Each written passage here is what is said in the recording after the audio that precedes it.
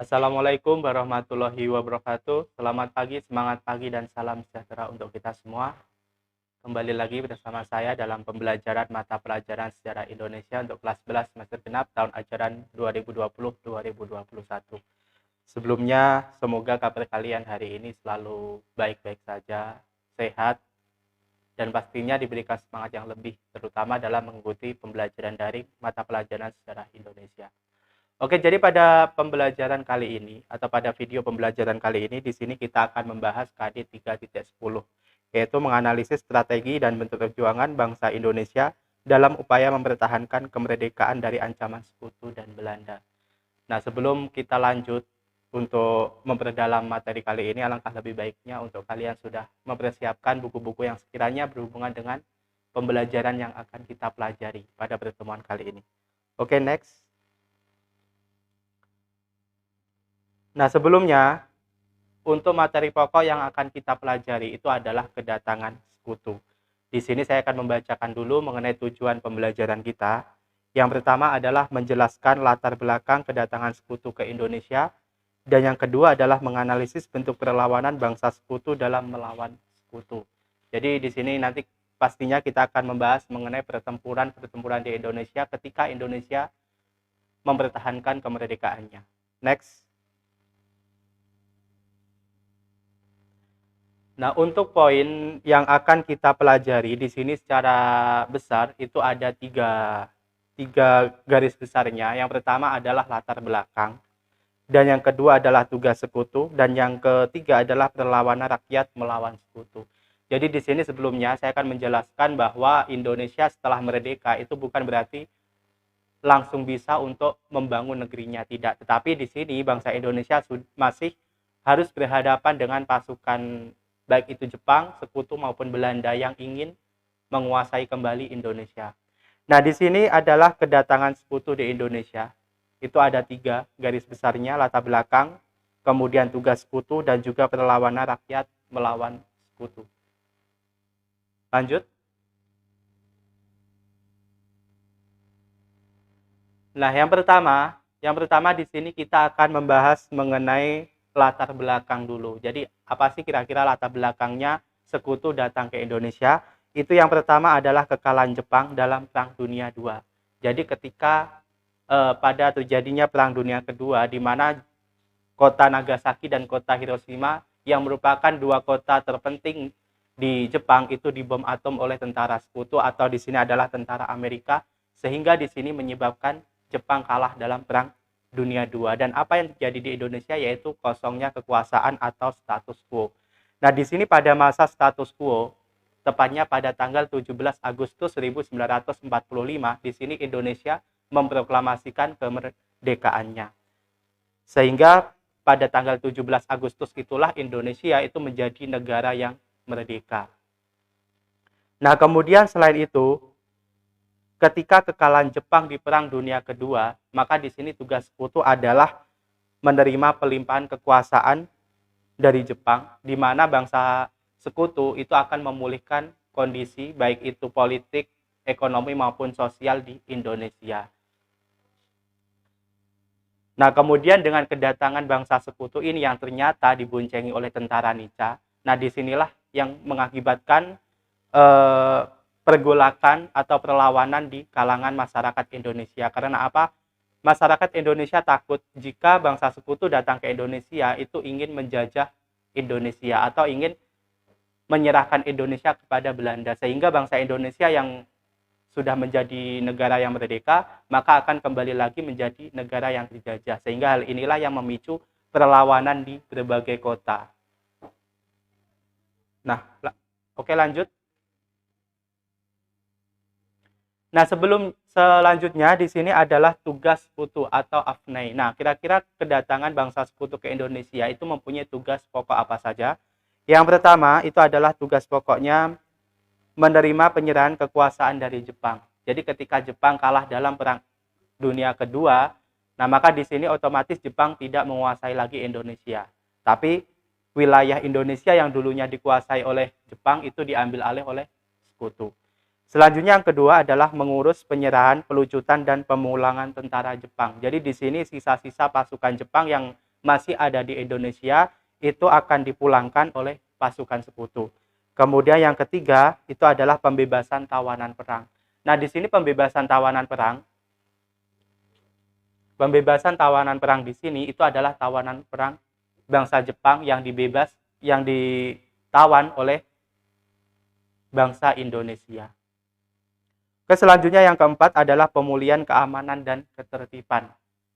Nah, jadi pemulihan keamanan dan ketertiban di sini artinya ketika bangsa Indonesia sudah merdeka dan ketika bangsa Jepang sudah kalah dalam Perang Dunia II, maka di sini status Indonesia itu menjadi status quo, dan di sini artinya bangsa sekutu ditugaskan ke Indonesia untuk melakukan pemulihan keamanan dan ketertiban, yaitu tepat pada poin 2 dan juga poin 3, di mana yang melucuti tentara Jepang ini adalah bangsa sekutu.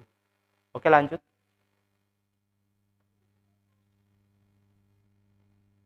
Nah, di sini pergolakan yang pertama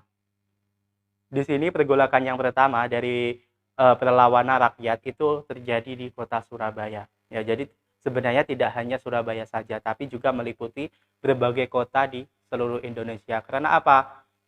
Dengan kedatangan sekutu dan juga diboncengi oleh tentara Nica, bangsa Belanda itu takut bahwa kemerdekaan Indonesia atau wilayah Indonesia itu akan diambil alih lagi oleh Belanda, hingga akhirnya bangsa Indonesia itu menjadi bangsa yang terjajah lagi. Maka dari itu di sini muncullah berbagai perlawanan yang ada di berbagai kota di Indonesia.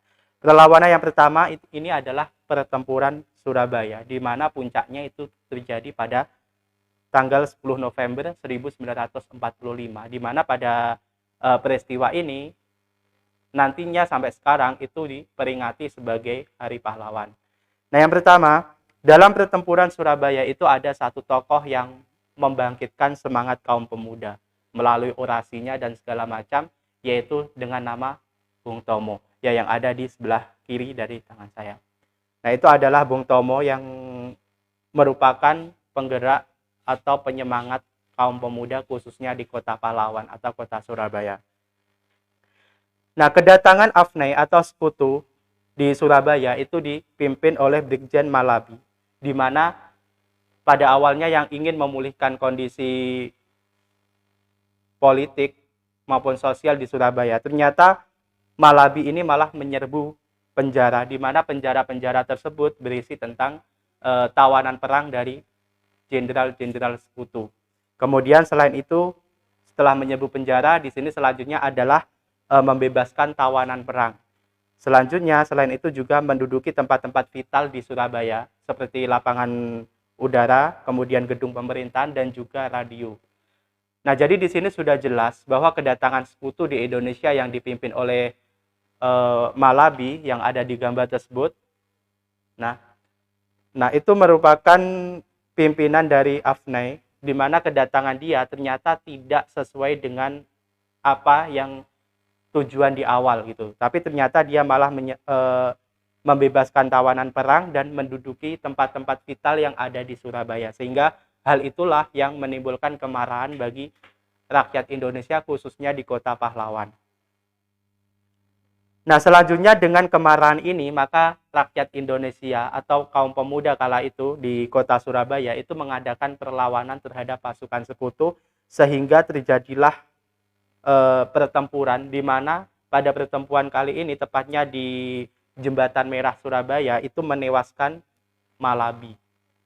Nah, tapi siapa yang menewaskan Malabi itu untuk tokoh secara spesifiknya itu tidak diketahui sampai sekarang. Nah, kemudian karena di sini tewasnya Malabi, maka menyebabkan sekutu itu marah terhadap bangsa Indonesia, khususnya di kota Surabaya, di mana kemudian sekutu itu mengeluarkan ultimatum kepada rakyat Surabaya untuk menyerahkan diri, kemudian menyerahkan senjata dan angkat tangan. Yang artinya apa? Bangsa Indonesia atau khususnya yang ada di kota Surabaya itu disuruh menyerah terhadap sekutu. Nah, di sini bisa dikatakan adalah sama dengan merendahkan atau melecehkan harga diri dan martabat masyarakat Surabaya, sehingga tentu saja masyarakat Surabaya itu menolak dengan ultimatum yang diadakan oleh sekutu. Nah, selanjutnya Dari penolakan ini, puncaknya adalah ketika terjadinya pertempuran Surabaya selama 3 minggu berturut-turut, dan puncaknya itu adalah pada tanggal 10 November 1945, di mana hal ini dibuktikan kepada sekutu bahwa bangsa Indonesia itu bisa mempertahankan kemerdekaannya. Nah, jadi puncak dari pertempuran Surabaya itu adalah tanggal 10 November 1945. Kemudian peristiwa inilah yang nantinya itu setiap tahun diperingati sebagai Hari Pahlawan, dan kota Surabaya itu mendapatkan gelar yaitu Kota Pahlawan. Nah, sebelum adanya peristiwa ini, di dalam sejarah Indonesia dalam pertempuran Surabaya ini juga tidak bisa kita melepaskan dari peristiwa yang tidak kalah heroik lah. Jadi sesuai pada gambar yang ada di slide, nah itu adalah perobekan bendera Belanda yang berwarna merah, putih, dan juga biru. Di mana perobekan ini terjadi di Hotel Yamato Surabaya, atau sekarang lebih dikenal dengan Hotel Majapahit. Nah, jadi di sini awal mula peristiwa perobekan bendera Belanda itu ketika Indonesia sudah merdeka, dan Belanda itu mengibarkan benderanya yang berwarna merah, putih, dan biru itu di Hotel Yamato. Berarti ini sama dengan bangsa Belanda itu menghina atau menginjak harga diri bangsa Indonesia yang kala itu sudah memproklamasikan kemerdekaan. Maka di sini juga menimbulkan kemarahan yang luar biasa di kalangan masyarakat Surabaya, sehingga terjadilah peristiwa perobekan bendera Belanda, di mana yang dirobek itu adalah warna biru, dan warna merah dan putih itu dikibarkan kembali sebagai bendera Indonesia. Nah, kemudian untuk memperingati peristiwa-peristiwa pertempuran Surabaya, di setiap tanggal 10 November itu di Surabaya itu juga ada semacam drama teater ya dalam memperingati peristiwa pertempuran Surabaya ini. Oke, lanjut. Nah, selanjutnya perlawanan itu juga tidak kalah sengitnya yang ada di Kota Kembang atau Faris Panjava atau Kota Bandung.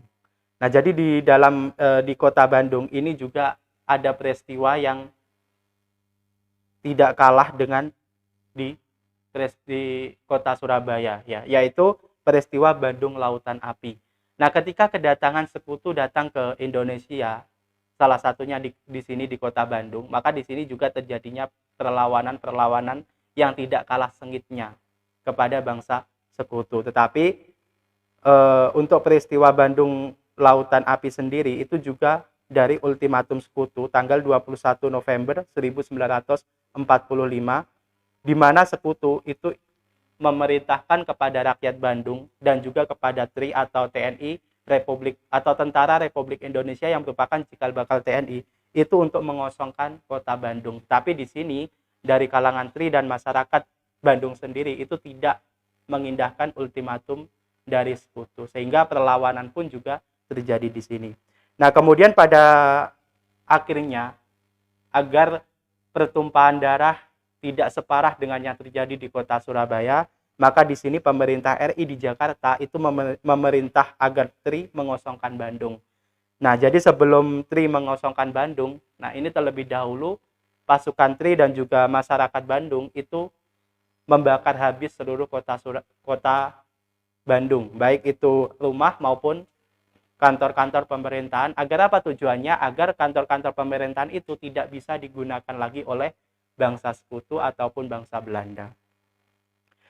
Nah, kemudian di sini TRI mematuhi perintah dari Jakarta, yaitu tanggal 23 sampai 24 Maret 1946, di mana selanjutnya rakyat Bandung itu meninggalkan Kota Bandung, dan sebelumnya Kota Bandung ini dibumi hanguskan atau dibakar, entah itu rumah ataupun kantor pemerintahan.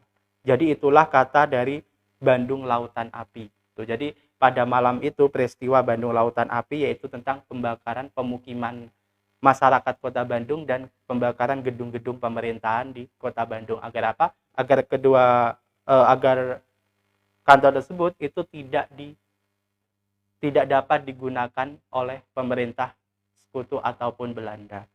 Nah, kemudian di sini ini adalah gambar tentang monumen peristiwa Bandung Lautan Api yang tujuannya untuk mengingat peristiwa kelam sejarah di Kota Bandung, yaitu tentang peristiwa Bandung Lautan Api.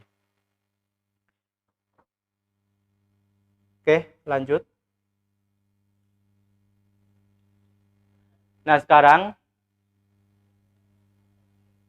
sampailah kita pada tugas, di mana tadi saya sudah menyampaikan sedikit tentang latar belakang kedatangan sekutu ke Indonesia, kemudian tugas, dan pada akhirnya perlawanan di berbagai kota, yaitu salah satunya adalah kota Surabaya dan kota Bandung. Nah, kali ini tugasnya itu adalah tugas individu, di mana dalam tugas ini adalah kalian menganalisis salah satu bentuk perjuangan bangsa Indonesia dalam mempertahankan kemerdekaan. Pilih salah satu saja, itu selain kota Bandung dan kota Surabaya. Jadi di sini masih banyak sekali peristiwa-peristiwa perlawanan masyarakat Indonesia di seluruh Indonesia. Bisa pertempuran Ambarawa, kemudian Medan Area, dan lain sebagainya.